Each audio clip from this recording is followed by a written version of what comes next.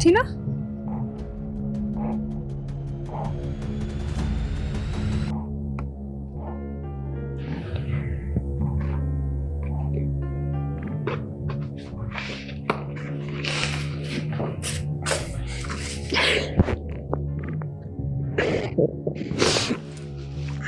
ቆይ እንዴት መጣለህ? ምንድን ነው? የልጄ ፎቶ ነው። የልጃችን ማለት የኔና የትሁት የመጀመሪያ ልጃችን ፎቶ ነው። እድል አንድ ውጭ ወጥተን እናውራ። ናቲ ውጭ ጠብቀኝ፣ እናወራለን። አመሰግናለሁ። ደህና ነኝ። እንተዋወቅ።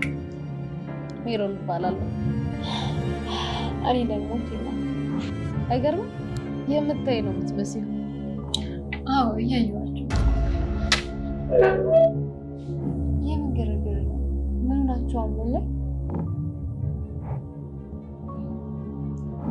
ኧረ ተይ አታስደንግጭኝ የኔ ፍቅር። ተደናገጣችሁ እንዴ? ለምን? እንግዲህ እህቴ ደንጋጣ ናት። አትደንግጨኝ እንኳን። እሺ በጣም ድምፅ ነው ልጅቷ የምታጣራው። አንድ ቤት ለመኖር ተዘጋጅ። ጥሩ እዘጋጃለሁ። ቶሎ ካልተገላገልናት ግን ይቆል እንገላገላታለን። ከእሷ ጋር ችግር አመጣ ብሯን ወስደን እሷን አውጥተን እንጥላታለን።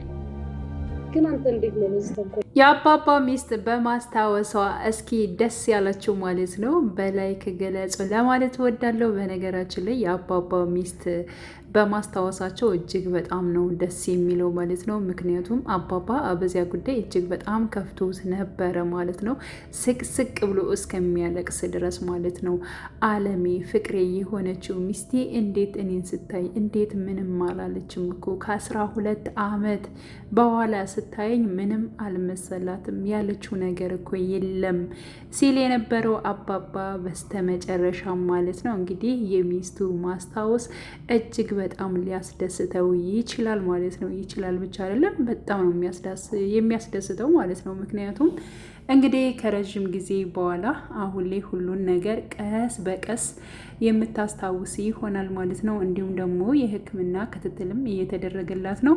አሁን ላይ እንግዲህ ናቲም ሆነ በሚያደርጋቸው ነገሮች እንዲሁም መጥፎ ነገሮችን ቢያደርጉም ያልተሸነፉት እነ ተመስገንና እነ ትሁት እነ ድል ማለት ነው የአባባን ቤት ቀጥ አድርገው እዘውት ይገኛሉ ማለት ነው። ስለዚህ በአሁኑ ሰዓት ላይ እጅግ በጣም ደስ የሚል ነገሮች ያንዳንዱ ነገሮችን ማለት ነው እንግዲህ ተመስገን ነገሮችን እያሟላ ይገኛል ማለት ነው። ኃላፊነቱን እየተወጣ ይገኛል። ከዚህ ቤት ሲሄድም አደራ ትሁትም ተመስገንም ብሎ ነበረ ማለት ነው። እና ችግር የለውም በማለት እንግዲህ እነሱም አደራቸውን እየተወጡ ይገኛል ማለት ነው። ሚስቱንም እንደዚሁ ሐኪም ቤት እየወሰደ እያመላለሰ ይገኛል። በጎን እንግዲህ መጥፎ ነገር የሚናገረውና ያልሆነ ቃላቶችን እየተናገረ ያለው እራሱ ናቲ ነው ማለት ነው። ግን ደግሞ የእሱን ሴራ እያንዳንዳቸው እያጋለጡ ይገኛሉ። ምክንያቱም ናቲ ማን እንደሆነ እየገባቸው መጥቷል ማለት ነው። እድልም ገብቷታል። ሲቀጥል ደግሞ ትሁትም እየገባት መጥቷል ማለት ነው። ያው ውድድር ውስጥ ባታስገባው ጥሩ ነበር ማለት ነው። ውድድር ውስጥ ማለቴ ሁለቱም ሽማግሌ ይልካሉ የሚለው ነገር በእርግጥ እሱ መመረጥም ምንም የለበትም ባይኔ ማለት ነው። ስለዚህ ከዚያ ውስጥ አውጣ ራሱ ተመስገን ብቻ ሽማግሌ ቢልክ እጅግ በጣም አሪፍ ነበረ። ናቴ ከዚያ ውስጥም ከምርጫ ውስጥም የሚገባ ሰው አይደለም በነገራችን ላይ ማለት ነው። ምክንያቱም ትሁት መንቃት መቻል አለባት ማለት ነው። ስለዚህ ግን ያው እስኪ መጨረሻውን ሊየው ምን ሊያደርግ ይችላል የሚለው ነገር እልክ እዟት ይመስለኛል እሷ ላይ ማለት ነው። ምክንያቱም ስለሱ ጉዳይ ማቆም ያልቻለችው ማለት ነው አልፈልግም ብላ ነገሮችን ማለት ነው አቁማ እንዲሁም ደግሞ ከተመስገን ጋር መቀጠል ትችላለች። ሁለታቸውም ሽማግሌ ላኩና ቤተሰብ የተቀበለውን እኔ መርጣለሁ ችግር የለብኝም ማለቱን ትታ ልክ ተመስገን ብቻ ላክ አንተን አልፈልግም ብላ ባጭሩ መቋጨት ትችል ነበር። ግን ደግሞ የናቲ ፍላጎት ምን ድረስ እንደሆነና ምን ለማድረግ እንደፈለገ ለማየት የፈለገች ይመስለኛል ማለት ነው እንጂ ናቲ ማን እንደሆነ እንግዲህ ተገልጦላታል ብዬ ነው የማስበው። በአንድም በሌላ በብዙ ነገሮች እንግዲህ ናቲ ማን ነው የሚለውን ነገር አይታለች። እንዲሁም ደግሞ የአባባ ሚስት በተለያዩ ነገሮችን እንግዲህ ጭንቅላቷን እየሞላ ይገኛል ማለት ነው። ያ ማለት እንግዲህ ተመስገንም ሆነ ትሁትም ለእሷ ያላቸው አመለካከት እጅግ በጣም የሚያናድድ እንደሆነ ነው እንግዲህ እየነገራት ያለው ማለት ነው። እሱ ለራሱ መልካም በመምሰል መልካሞችን ክፉ ናቸው በማለት እንግዲህ እየሞላት ይገኛል ማለት ነው። እድልም እማዬ እሱ በጣም መጥፎ ሰው ነው፣ እሱን አትስሚው፣ እሱ ጋር ወክ እያለ የሚወስድሽ እና የሚረግሽ ነገር በጣም ትክክል አይደለም። ስለዚህ ከእሱ ጋር ያለሽን ነገሮች እያንዳንዱ ነገሮች ማቆም አለብሽ በማለት እንግዲህ እድልም እጅግ በጣም መልካም ልጅ ነሽ በነገራችን ላይ ማለት ነው። ልክ እንደ ትሁት መልካም ልጅ ነሽ፣ መሆን ያለበትን ነገር ነው እንዲሆን እያደረገች ያለሽ ማለት ነው። እና እድል አሁን ላይ በጣም እየከፋት መጥቷል በነገራችን ላይ ምክንያቱም የአባባ ሚስት እንግዲህ እውነቱን ስታስታውስ ማለት ነው የበፊት ህይወቴን እያስታወስኩ ነው በማለት እንግዲህ እድልን ጠርታ ነበር የነገረቻት። እንዲሁም ደግሞ ለትሁትም ነግራታለች እንደምታስታውስ እንዳስታወሰች ምናምን። ይሄ ቤት አይደለም ሌላ ቤት ነበር፣ ይሄ ቤት አይደለም ግን ደግሞ የበፊት ህይወቴን አስታውሸዋለሁኝ በማለት እንግዲህ ለሁለታቸው ተናግራለች ማለት ነው። እና በወቅቱ እጅግ በጣም ነበር ደስተኛ የሆኑት። ሁለታቸውም ደስተኞች ነበሩ በነገራችን ላይ ማለት ነው። በማስታወሷ ሁሉን ነገር በማስታወሷ እጅግ በጣም ደስተኛ ናቸው። ግን ደግሞ እድል እዚህ ጋር በጣም ከፍቷታል። ምክንያቱም ያው የወደፊት ህይወቷን ካስታወሰች እማዬ ትረሳኛለች የሚለው ነገር እጅጉን በጣም ለራሷ ለእድል አሳስቧታል ማለት ነው። በእርግጥ የአባባ ሚስትም ይህን ነገር ባላስታውስና እንደዚሁ ብቀመጥ ራሱ ደስ ይለኛል። ምክንያቱም እድል የሌለችበት ነገር ባስታውስም ለእኔ ብዙ ደስተኛ አይሰጠኝም። እሷ ነበረች እኮ የህይወቴ እድል የሆነች።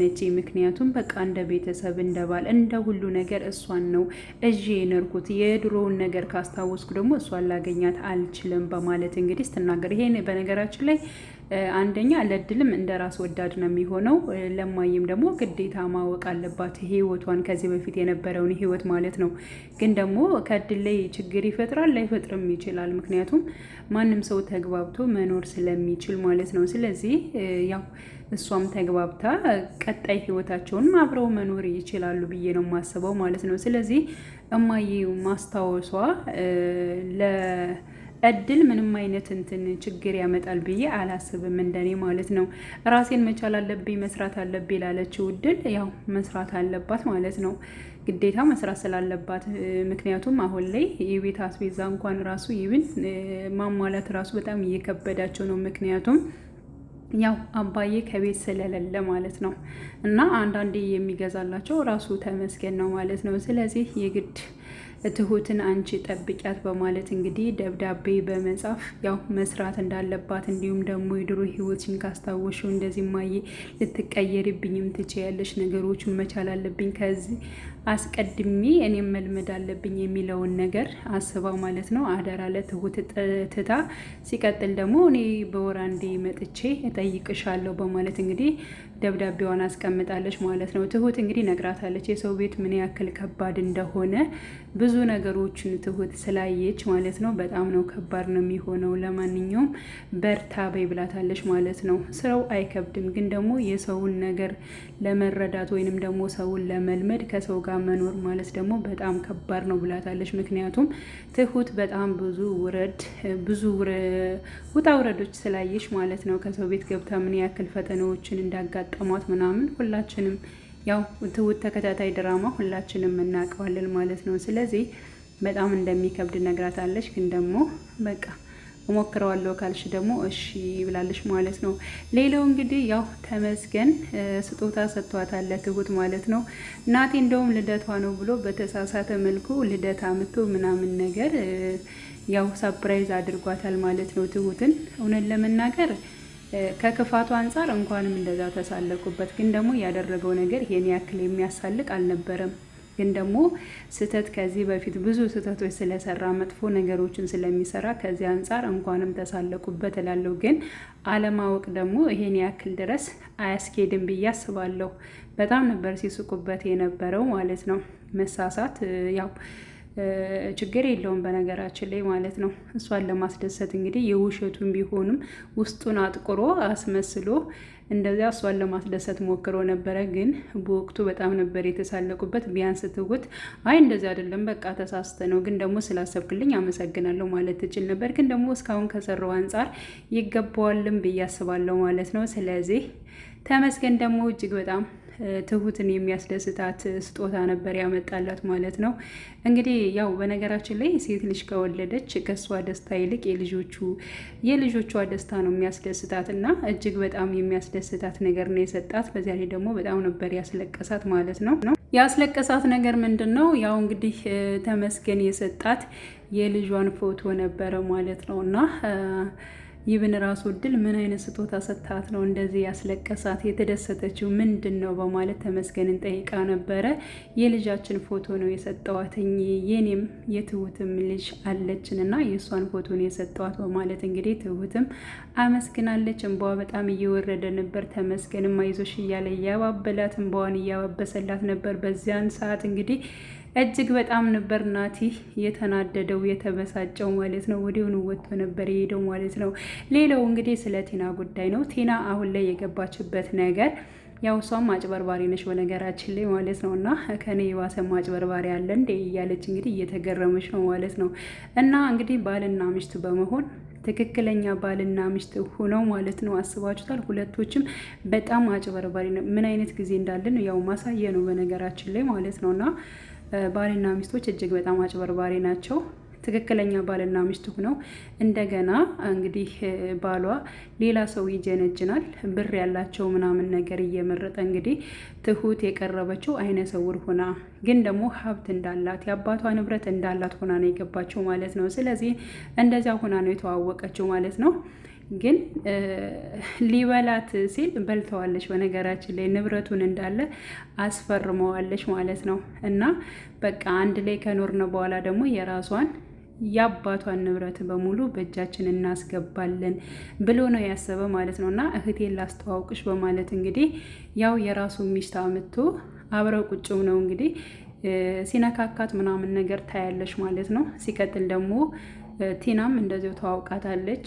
ግን ደግሞ የመጣችው የግለሰቡ ሚስት የሆነችው ማለት ነው። ግን እህት ነኝ ብላ ነው የመጣችው። ግን ደግሞ ሚስቱ ነች። ስትተዋወቃት የምታይ ይመስለኛል ስትላት አዎ አያቸዋለሁ ስትል በቃ እጃቸው ተያይዘው ነበር በጣም የተደነባበሩት ማለት ነው። እና ለምንድነው የምትደነባበሩት ምናምን በማለት እንዴ ታያለሽ እንዴ በማለት አይ እኔ አላይም ግን ደግሞ እንደዚሁ ነው በማለት የሆነ እንትናችሁ ብቻ ግን ስለገባኝ ነው በማለት እሱም ግራ ተጋብቶ አይኗን በደንብ ያያል ማለት ነው። እና እህት ተብዬዋ የመጣችው የምታይ ነው የሚመስለኝ እውነት ለመናገር በማለት እንግዲህ ለባሏ ትናገራለች።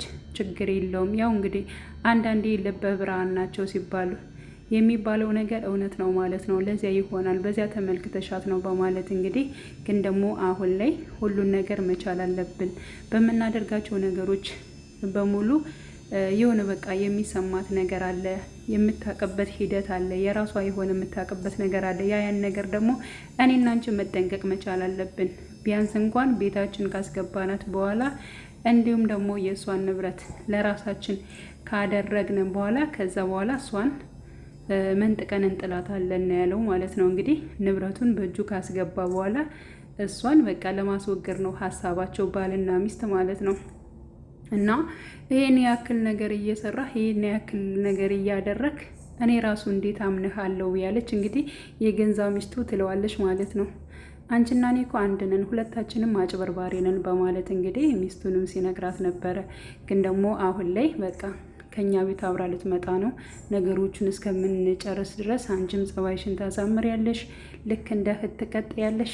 እሷም ደግሞ ያው ማድረግ ያለባትን ነገር የአባቷን ንብረት በሙሉ ወደ እኛ እስከምታዞ ድረስ እንክብካቤ ትፈልጋለች። ያው ትንከባከቢያታለሽ በማለት እንግዲህ ሲያወራ ነበር ማለት ነው። አይ እሱን ችግር የለውም ሁሉን ነገር አስተካከላለሁ በማለት እንግዲህ ሚስትየዋ ምሽ ብላለች። በመጨረሻም እንግዲህ ትሁት አግኝታታለች ማለት ነው። ቴና ስራ ነኝ እያለች የምትሄድበትን ቦታ አግኝታለች ማለት ነው። እና ምንድን ነው የሆነችው? ምክንያቱም አይነ ስውር ሆና ሰው ሲመራት ነው ያገኘቻት ማለት ነው። እና ትሁት በጣም ነበር የደነገጠችው። ምን እየተፈጠረ ነው? ምን እየሆነ ነው ብላ ግራ ተጋብታለች ማለት ነው። እና እንግዲህ ትሁት በምን አይነት መልኩ ይህን ፓርት ታልፈዋለች፣ ቴናስ ምን አይነት ምክንያት ትሰጣለች የሚለውን ነገር እንግዲህ አብረን የምናየው ይሆናል ማለት ነው። ውድ የቻናሌ ተከታታዮች ቤተሰቦቼ በያላችሁበት ሰላማችሁ ይብዛልኝ። ለቤቴ አዲስ የሆናችሁ የደወል ምልክቱን በመጫን ቤተሰብ የሆኑ ለማለት እወዳለሁ። መልካም ጊዜ ተመኘውላችሁ።